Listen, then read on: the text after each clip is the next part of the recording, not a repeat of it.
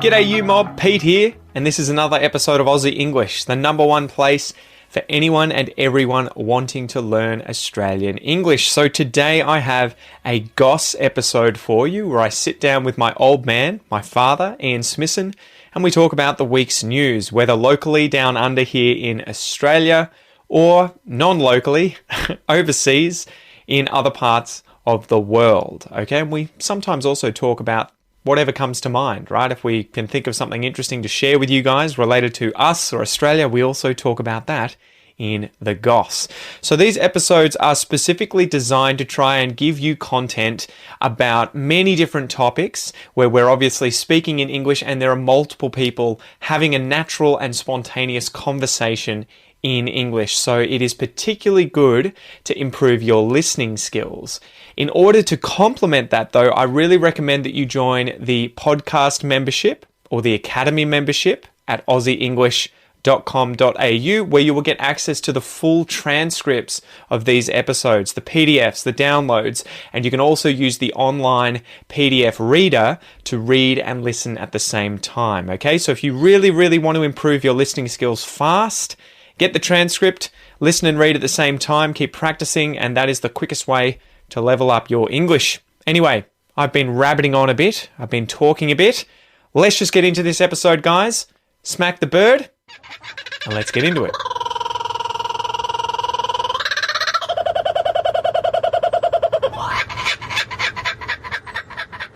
So news-wise. News of the week. Yeah, what's going on? Or is this idiot of the week? Yeah, I got a couple. There's one idiot of the week. Go to town. There's just one this Only week. one, yeah. I've had a few where I've had sort of, honourable mentions and gold, silver and bronze. Should make it really Australian and a bit more crash. Should be just fuckwit of the week.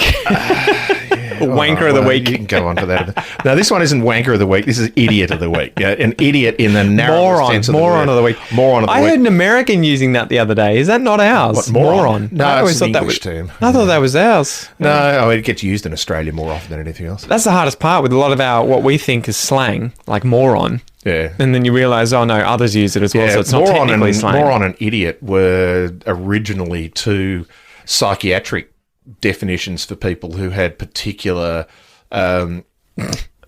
extreme mental disabilities. So it actually described something mental back in the day that was going on with patients, but nowadays it's just broadly used for people that you want to condemn for being stupid. For being stupid, yeah.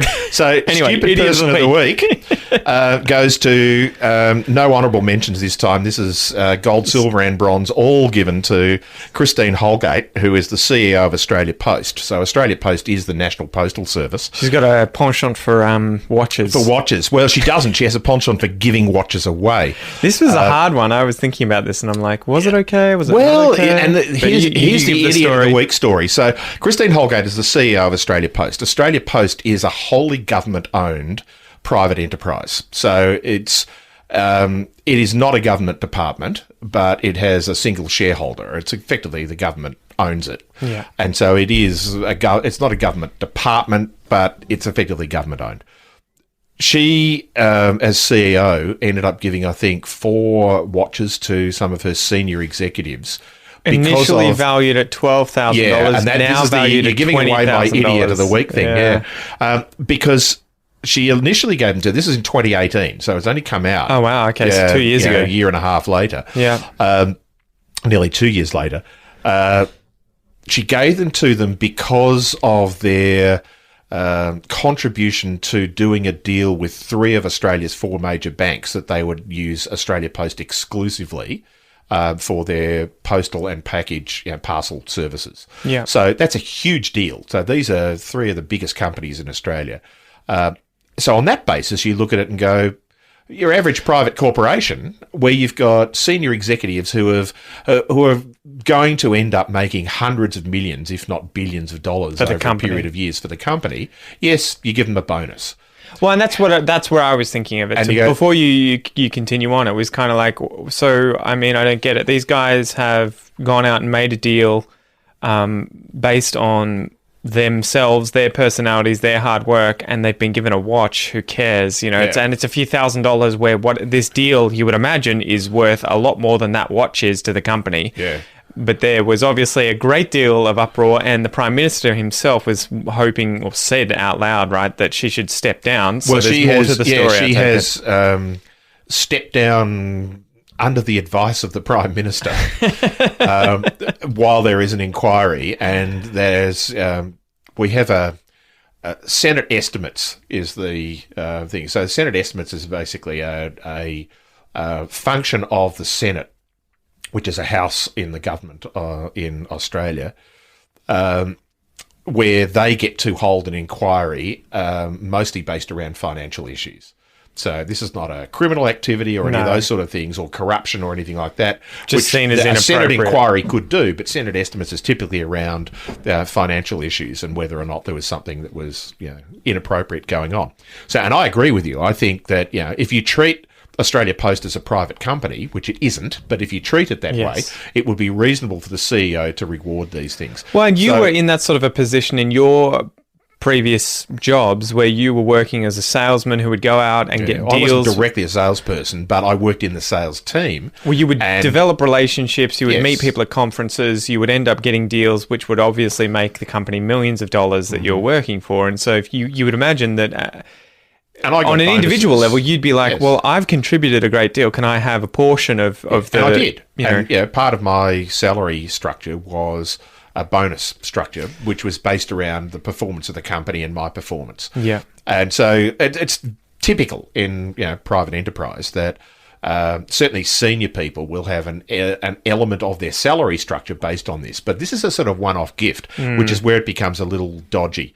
And it's dodgy because it appears that, and this is the idiot part, in the initial sort of public inquiry before it got to the Senate, where there were questions being asked, and she was asked, well, how much did you spend? And she said, $2,000 to $3,000 a watch. And these are Cartier watches, famous brand of watch. Sort of like Rolex, I take it. But again, I'd be like, why the hell are you giving me a watch? Just give me the cash. I don't want a damn watch. But these are people who are earning hundreds of thousands a year anyway. The cash, it's a token gesture, effectively.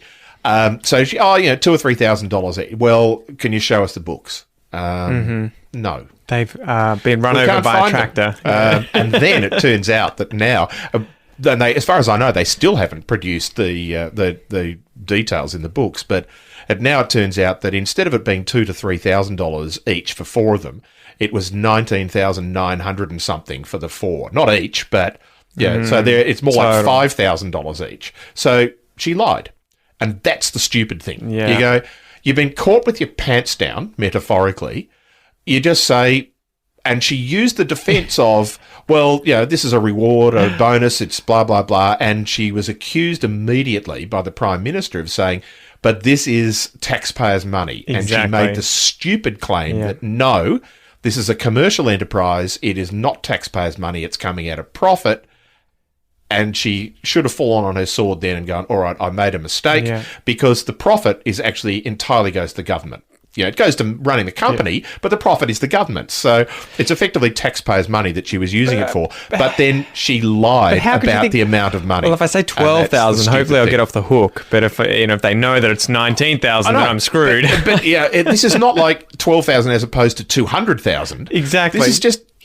It's a minor difference. You must have known. And if you didn't know, say, I don't know how much they are worth, but I'll let you know. So that's the idiot of the week one, where you're not an idiot for doing it, although I think it's sort of slightly dodgy in the first place. Yeah. Particularly as there has been a huge public backlash against Australia Post during COVID because of the delays in delivering parcels.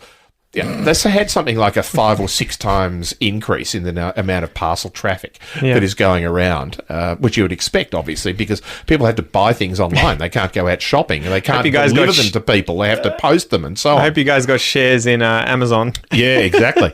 And so, there's this huge backlash with that. Yeah. There were bonuses paid to a lot of staff there, but these were bonuses that were in the sort of hundreds of dollars that were being paid to the staff who were working, overtime, beyond what you would expect them to do, and so yes, they'll get paid for that. But then you get these executives that get a watch, and you go, it's the look as much as anything else, and you could sort of palm that off. But then when you lie about it, you just think you're an idiot. She will, if she's not fired, she'll have to resign. because she's an idiot. Not because she did anything wrong, but she lied. Yeah. And you don't lie to the Senate. You don't lie to the Prime Minister. You don't lie to the public when you're effectively a public servant. You're not, because it's a sort of private organisation, but it's wholly government owned. Would this have been her choice, or would this have happened below her? I believe it was her idea. Okay. I believe. That makes a lot more sense than if it was something, because then if it was someone else, like, again, why are you lying? They were asked. She was asked. 4 or 5 hours yesterday. She was grilled by Senate estimates, and she was asked, well, did this go on your corporate credit card? Because if it did, you should be able to produce the audit for that instantly. Mm-hmm. Oh, I can't remember. We can't find it. Really? Like, it was your idea. You must know where this had come from, or you must know who you asked to do it. So the irony is that their chief finance officer is now the acting CEO, and he's the one who should know. And he hasn't been grilled yet. So, what happened? There used to be another CEO, wasn't there? A male guy who was a male guy. I get it. He was a nice man. Pun. That was who? A man. Oh, yeah. No, but he had to step down because he was getting paid ridiculous amounts. There was something dodgy going on there with his dodgy going. I can't remember the amount of money he was getting paid. Yeah, this is a person who was getting paid roughly the same amount as the head of the major banks in Australia. He was on like $4 or $5 million a year from memory, and tens of millions of dollars a year bonuses and those. Sort of things. And So this is like dozens of times more than our prime minister. An organisation that should be non-profit. Yeah. Why do we have somebody that's being paid that sort of money? Yeah, it was definitely a weird situation when that came out. Anyway, so Idiot of the Week. That was the Idiot of the Week, yeah. All right, next episode. See you there, guys. Bye. Alrighty, you mob. Thank you so much for listening to or watching this episode of The Goss. If you would like to watch the video, if you're currently listening to it and not watching it, you can do so on the Aussie English TV channel on YouTube. This is different from the main channel. You'll be able to subscribe to that. Just search Aussie English TV on YouTube. And if you're watching this and not listening to it, you can check this episode out also on the Aussie English podcast, which you can find via my free Aussie English podcast application on both Android and iPhone. You can download that for free, or you can find it via any other good podcast app that you've got on your phone. Spotify, podcasts from iTunes, Stitcher, whatever it is. I'm your host, Pete. Thank you so much for joining me. I hope you have a ripper of a day, and I will see you next time. Peace.